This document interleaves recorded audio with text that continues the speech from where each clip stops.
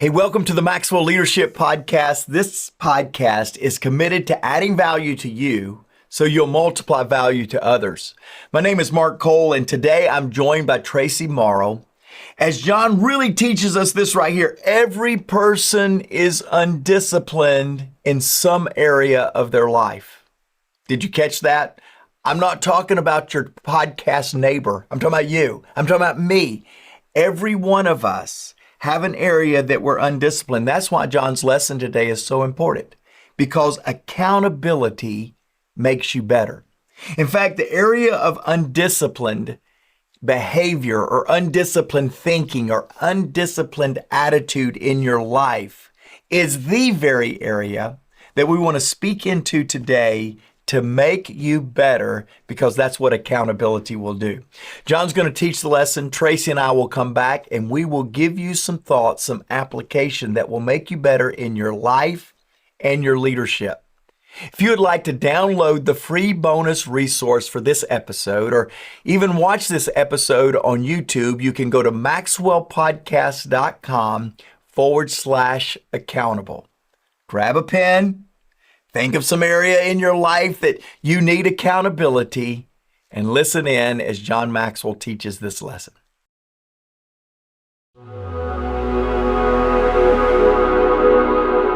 If you want to improve your life, you have to be accountable to somebody. Accountability is the key to improvement.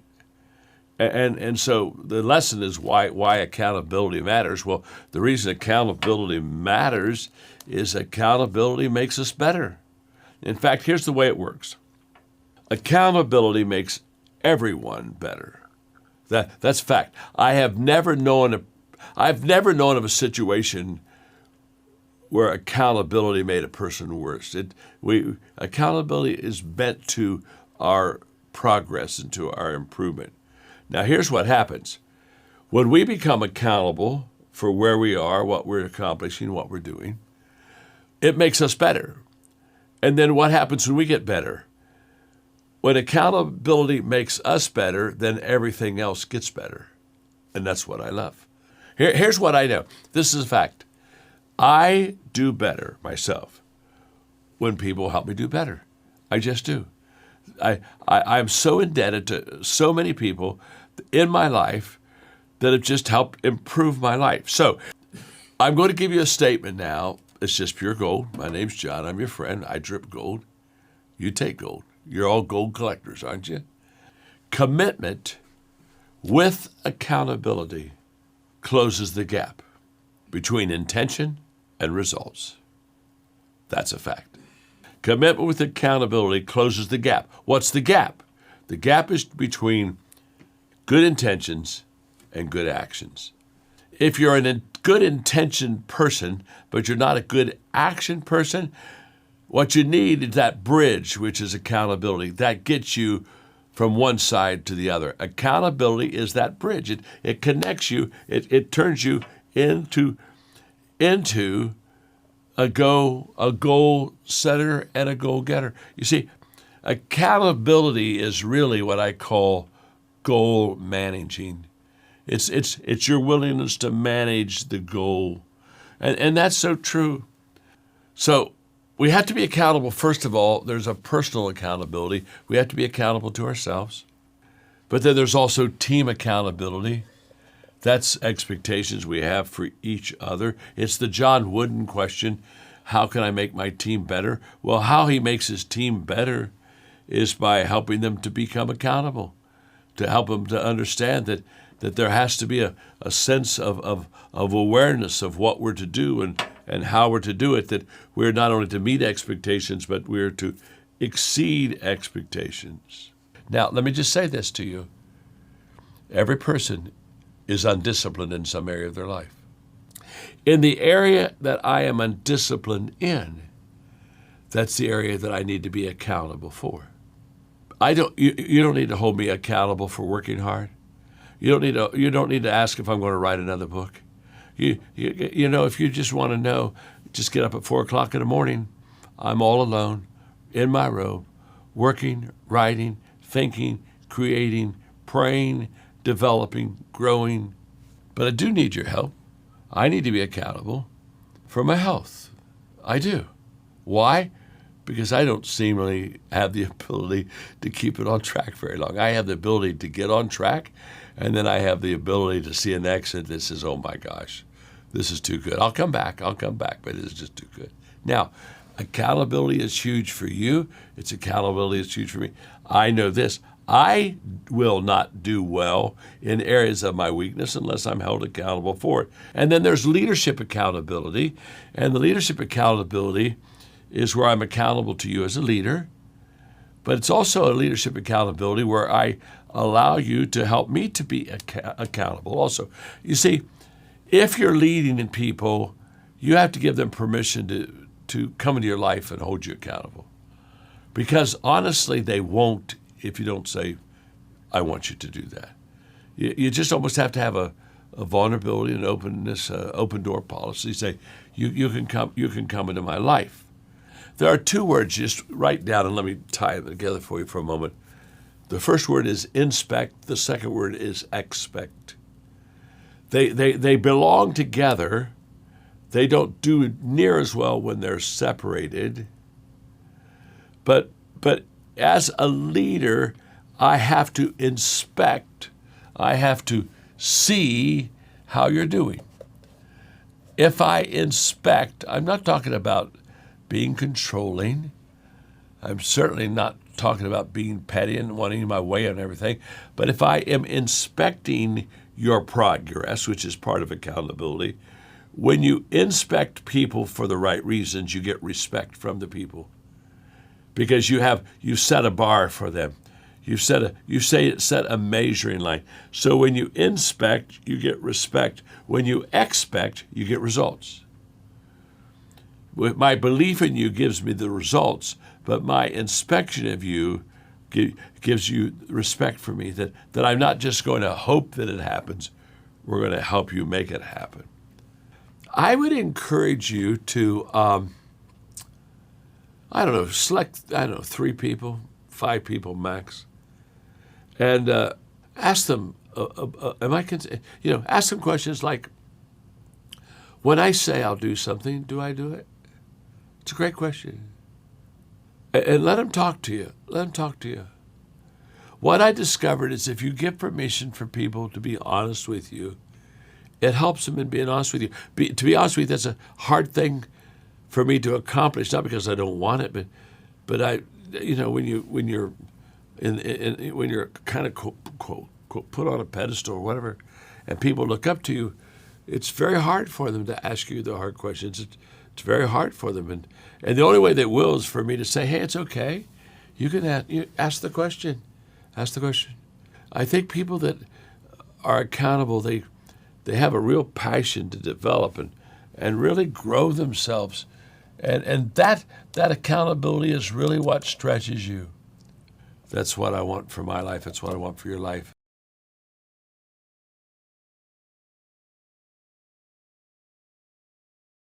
If you're ready to stop drifting and start growing, the Maxwell Growth Plan is your next step. This year-long journey guides you through 4 powerful seasons of growth, from building self-awareness to clarifying your purpose to strengthening your leadership.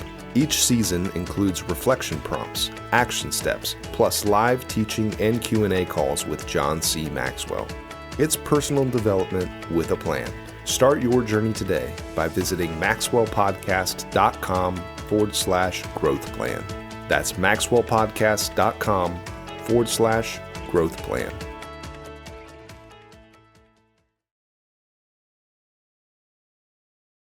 Hey, welcome back, everybody. I hope that just even as John was teaching, and we're going to go a little bit deeper into this, Traci and I, but I hope as John was teaching, you really did think of some areas, some places that with a little bit of accountability, you can get that improvement that we're promising. It's Thomas Paine who said, a team of people holding themselves accountable to nobody ought not to be trusted by anybody. I think Thomas Paine was right. He understood this idea that in a team, in a group of people, this idea of accountability is the difference maker for so many of us. And so welcome again to the podcast, but welcome to an arena to where we believe accountability is the difference maker. Traci, I'm super glad you're here. Yes, I am too, kind of. Yeah, exactly. No, for real. I am happy to be here. This is a great topic. I think it's a topic about humility. It's a topic about getting honest with yourself and inviting other people into your journey. And I believe that maybe accountability might be a new experience for some people. I think maybe even if you don't have, I would venture to say that maybe if you have any kind of faith background, then maybe accountability is something that was sort of modeled to you or taught to you. I hope it was modeled to you, but it might be new for some leaders, maybe leaving them feeling that this is exposing themselves in a way that they may not want to be exposed. So hopefully diving into this and fleshing it out a little bit more, maybe personally, will help them feel the power of this for their leadership. Mark, is this something that you have always had in your life, accountability, like an inner 1 to 3 people that you have always had in your life? No, I learned it after seeing the destruction, the devastation that a lack of accountability could have to one's life. So I was so impacted and so influenced with leadership thinking all of my life. My parents were 40 when I was born, so there was a level of maturity, a level of success. So I walked into an environment. A lot of kids, they bear the weight of all the mistakes we make as 20 and 30-year-olds. And we watch our parents make it, and there's a humility, and there's a vulnerability, and there's a visible rugged, but there's this visible, very tangible journey towards success that many kids watch in their parents. Well, my parents were very successful by the time I was born. They were doing some really good things. So that made my experience as a young kid very mature. There was an establishment by being the baby of 5 and having older parents that a lot of people don't have that experience. What that did for me, though, is it allowed me to set my expectations of greater success sooner. And what that also allowed me to do is put pressure on myself to not make mistakes that most kids make and that most early leaders make. I created, therefore, a very private life to my struggles. We all have them. I started the podcast off today very different. I said, John says every person is undisciplined in some area of their life. Yes, I'm talking even to you perfectionists. You are undisciplined somewhere. I'm talking to all you anal retentive people. Yes, you're undisciplined in some area. Identify it and then get accountability into it. Because Traci, to your point, for 20 years of leadership for me, I, for the most part, was absent of the concept of accountability. When everything in my world crashed and burned and I realized that I was bigger on the outside than I was on the inside, and then I was given the opportunity to start over and begin leading again, I decided it was going to be with accountability as the primary driver to my leadership. I want to be accountable. I want a place where I can live out the undisciplined areas of my life in community without judgment, with unconditional love, but with an expectation that I could, should, and will do better. And that's what accountability has done for me. I think as a leader who is starting over, like you just described, somebody who's younger or somebody who is a more established leader who's maybe just had a loss, like you described, and is starting over, it maybe feels like a reset where you're like, okay, I'm starting over. I'm going to do it differently this time. But let's talk to the leaders who are not starting over. They're hearing this lesson and they have some measure of success, maybe are even highly successful, and are thinking, that feels very vulnerable to me. I'm not starting over, but I'm far enough in and I'm realizing this is a very convicting message to me. This is a lesson. How do I choose somebody? Let's talk to those leaders. How do they now, in their little isolated bubble, who maybe have some undisciplined things that how do they choose somebody for accountability? This is a very different lesson. Yeah. I love this. Let me say this. I'm getting ready to sound like your parent. For all of you, in fact, it's so funny because we have incredibly successful people listen to this podcast. They come up to me all over the world and say, hey, I love the podcast. I love when you and Traci do this. I love this. I love when John said that. They love the podcast. Very successful. People that run much larger organizations than me. But for a minute, I'm going to be your mom or your dad. Mm-hmm. And I'm going to tell you this. Your leadership is only as good as your inner circle. Period. Now, Mr. Leader that's leading much more than me, allow me to be your parent for a minute. Give me a little bit of grace.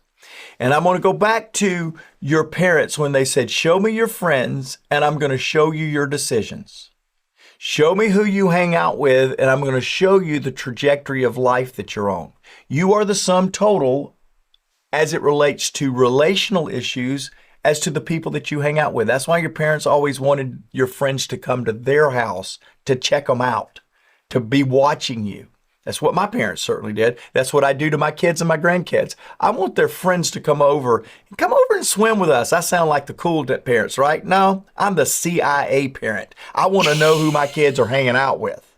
Exactly. Well, Mr. and Mrs. Leader that's out there doing an incredible job. I love your P&L. I love your results. I love your growth trajectory. I love all that. But to see your sustainability, I can relate that directly back to how accountable you are to an inner circle. So who is holding you accountable to the person you want to be? Who's holding you accountable to the character you want to live? Who's the person holding you accountable to the foundational components that make you who you are? And when I ask that question often of leaders that says, hey, tell me a little bit about your inner circle. The ones that give me the blank stare and say, what are you talking about? I immediately go on and say, you probably already have, but you need to get immediately 3 to 5 people that serve as your inner circle that you hold yourself accountable to. And they need to know who you want to be a person outside of work. They need to know the person you want to be inside the work. They will need to be able to identify the places that there are gaps. And they need to know your mission, your vision, your sense of fulfillment, your success definition.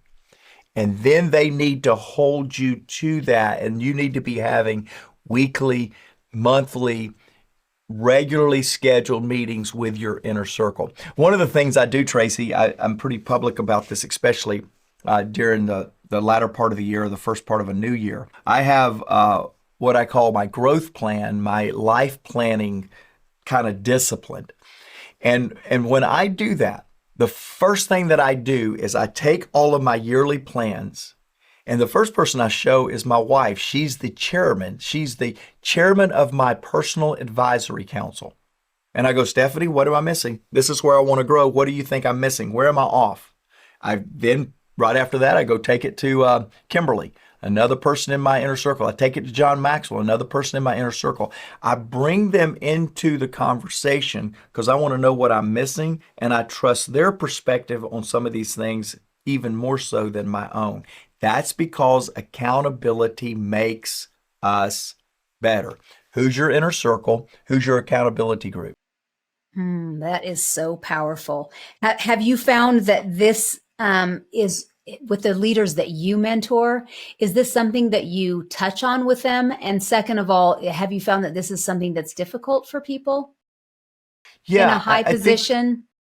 I do. I think it is difficult for people to do 2 things. One, to hold themselves accountable to a group of people that many of which don't have the same level of responsibility that they have.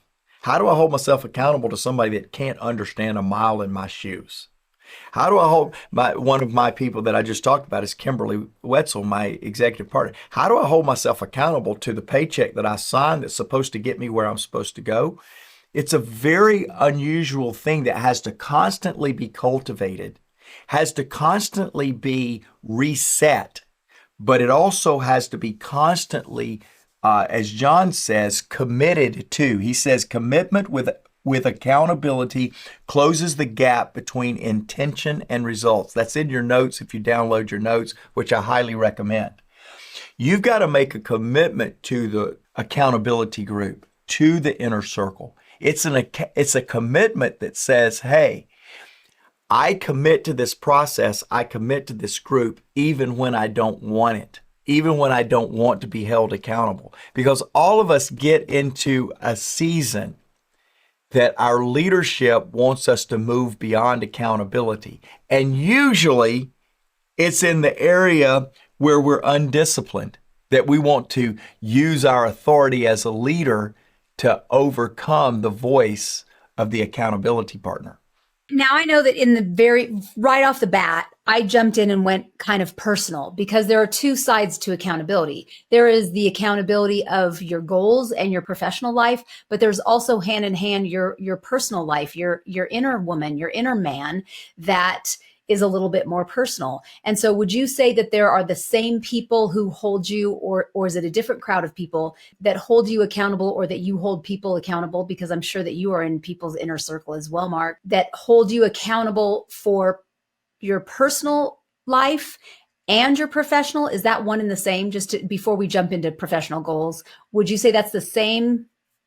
It's not usually one and the same. Usually you have some people that keeps you really accountable in a business standpoint, and people that, but I do have a couple of people that actually are in both areas, because I don't want to be incongruent. Oftentimes when I don't give my business people a chance to speak into my personal life, or I don't allow my personal people to speak into my business life, I create incongruencies. I create this duplicity of a human being. I've got this work persona and I've got this personal persona, and without giving people, the same person, access to both, or without giving the work group an access or entry point into your personal group, I find that duplicity is so easy in a leader's life. That's why John, when John was asked to write the book, There's No Such Thing as Business Ethics, and he said, I can't do that. That's right. There's no such thing as business ethics. He said, I can write a book that there's no such thing as ethics, but you either have ethics at home and work, or you don't have ethics. It's not, you can have ethics over here and ethics over here. It's just, there's no such thing as business ethics. And so there's only ethics. It's the same thing. There's no such thing as accountability in my personal life, but not accountability in my business life. It's one and the same. You are where you are. Be you.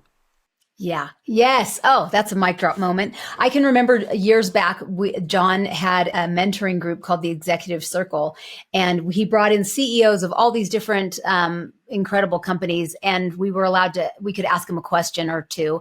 And I asked the same question. I was writing my marriage book at the time, and I asked the same question of each of these CEOs, and that was, if you could advise any of us who have all different kinds of businesses, what is the one thing that you did or wish you could do to protect your marriage and your family time? And the answers were so fascinating as they went raw. And some of them said, like, I did not do a good job of that, or this is what I did. And I thought that was just so interesting to get to hear, because many of them probably didn't have an accountability. Them who said, I didn't do a great job. They got all the awards for their business, but they kind of missed the other. And so let's move into, I just love that you have this. I love that this is something that John does. I appreciate that so much about you guys. What about offering accountability to people? Like, are you somebody who offers to be somebody's accountability? Is this something where you've had people to say, hey, Mark, I'm willing to be that person for you in this area? Is that something that people wait for somebody to ask them if they could be an accountability, or do you invite people in? If this is so new to somebody, they may not know how it works. Yeah. As a person that wants to be accountable, I invite people in to be accountable with me, and I never enter into being an accountability with someone else unless they ask me to be in. Because I think that, here's my opinion. This is my opinion. It's maybe a personality thing. It could be a wounded person from living so long without accountability. So I'm very aware of, I could be seeing this a little differently than some of our podcast listeners. I believe that accountability only works if I commit to accountability. If somebody comes in and says, I'm going to hold you accountable, I go, like, heck you are. Who let you be the God status of going to come in here and hold me accountable?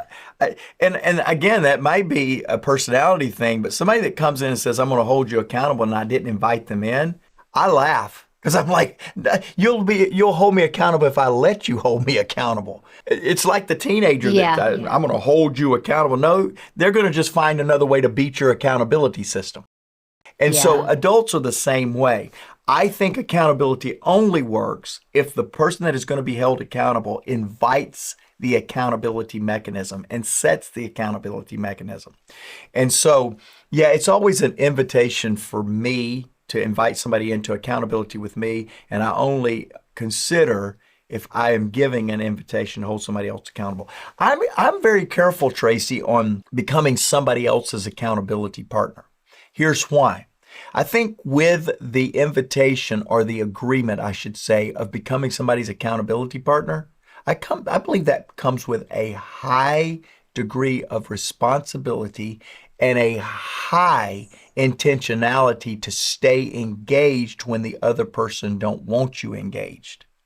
Because again, why are we getting accountability? Why are we saying accountability makes you better? It's John's underlying statement that says every person is undisciplined in some area, or if you're like me, some areas of their life.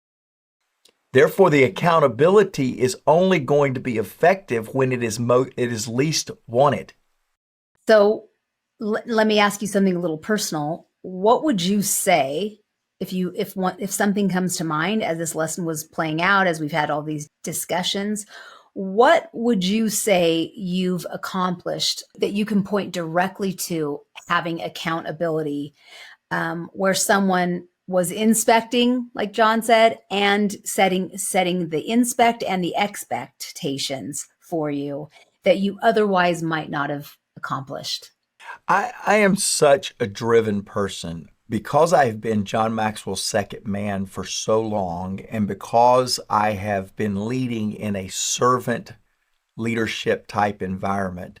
My type A got an opinion about everything and everybody, and it's my way or the highway, almost a dictatorial type leadership tendency would be missed by many until you get really close to me or until you're invited into accountability. So the thing that I would tell you that accountability has made the biggest difference for me is keeping me a humble second chair servant leadership style leader, because that is not my natural tendency. Interesting. And is that because, so you have a group of people who you've invited in? Explain what that looks like a little bit. Yeah, so when they feel like I'm starting to act entitled, when I'm starting to act like a driver, when I'm starting to use my hammer because I'm not getting it done the way I want to get it done, I've got all kind of signs. Grab the ears, hold the nose, kick under the table. I've got people that really grab me when my dominant type A driving leadership comes out, because I have a tendency, I'm so strong-headed, so strong-willed, so opinionated, that often that doesn't keep me humble and learning in environments that I need to stay humble and learning in. Would you say that the behaviors that they're grabbing their nose, grabbing their ear, kicking you under the table is stopping you from is actually a reflection of how you feel? I think like, you feel? I think it's a reflection of how I will allow my undisciplined self to be too hard of a leader and not honoring of the people that I want to lead. Interesting. Thank you for sharing that. I think Absolutely. that's freeing to hear, because I think so many people see your kindness and your gentleness and think like, no, that's not him. That's certainly me, but not him. Okay, let's close on this last one. Do you have any advice for people who are looking to set up accountability systems for their teams? Yeah, if you're given a relationship that you trust, doesn't even have to be that you respect them in the area that you're needing accountability, but you have been given the gift of a trusted relationship. I would really challenge you to identify the area or areas in your life that you feel are impeding your path to success. And I would invite that trusted relationship in, with or without their expertise, with or without their sense of confidence that they can hold you accountable to something. I would invite them in and just begin trying accountability. Because once you invite them in, once you get the ground rules set, now you begin working toward perfecting that. I wasn't good at first. In fact, I was terrible at first. But I was determined at first because I had already spent 10 years growing in success as a leader, only to have it crash and burn in 10 days. And when you go through a situation to where everything you've built for 10 years can be destroyed in 10 days, it gives you a passion to put accountability mechanisms in place that doesn't allow that same trajectory to happen. Without that, you don't have that 10 days of destruction on 10 years of building. I still will tell you, you've got to get a commitment. You've got to get a place to where you hunger for accountability more than you resist accountability. And when you get to that place to where it tips, because maybe my story inspires you or you have your own story, you will begin to test, fail, learn, improve, and re-enter to become good at accountability. And I'm pretty good at it today. I had a session this morning with one of the people that's accountable to me. It's so funny that we're having this day. I had an hour and 15-minute session today of where I had lost my way in being accountable in a certain area in my life. And this person called me on it. And it took them an hour of the hour and 15 to show me that they were right. But because I was committed to accountability here, I stuck with it until they could show me that they were right, that I had lost the disciplines of keeping myself committed to accountability in this area. Wow. That's an honest and what a day to have that conversation. And then have to teach it.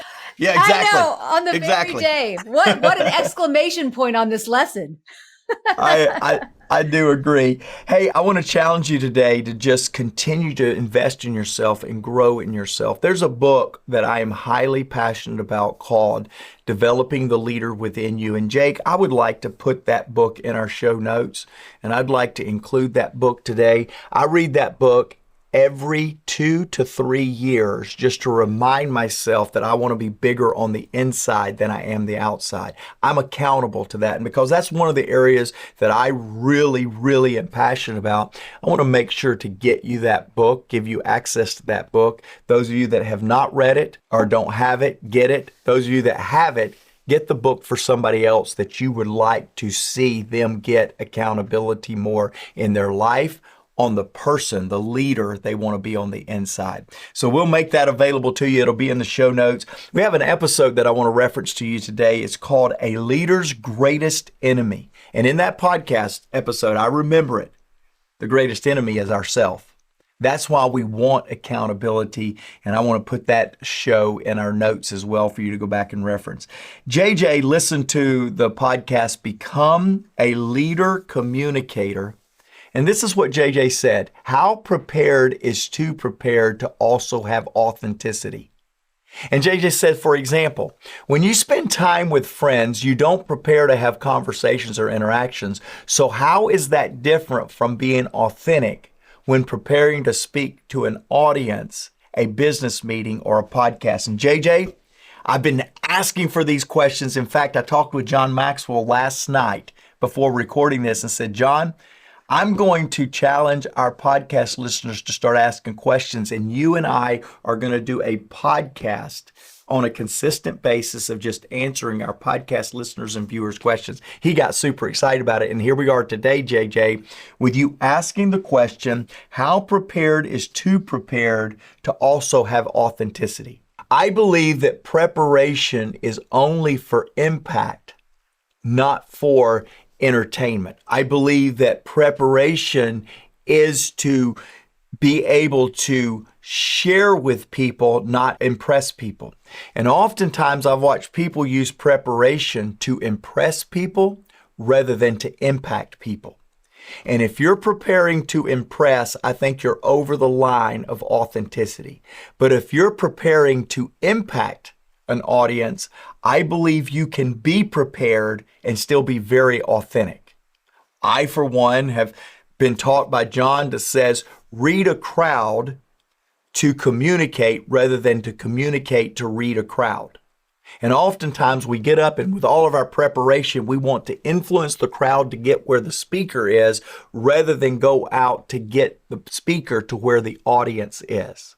And too much preparation is the speaker trying to get the audience to where he or she wants them to be rather than getting down to where they are. And it creates this communication gap of ineffectiveness.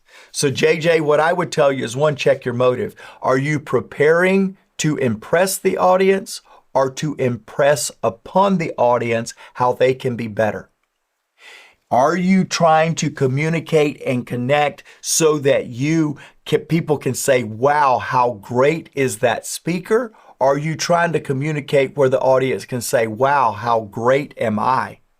Any communicator that is trying to prepare to be impressive rather than to prepare so that they can help the audience be impressed with themselves is not being authentic. Because the only reason you and I communicate from an audience or in a boardroom is for the betterment of the people that we prepared for, not to impress them how good we are. So JJ, keep asking the questions, buddy, because I love the questions and I love JJ, you and all of our podcast listeners. We do this because we believe everyone deserves to be led well.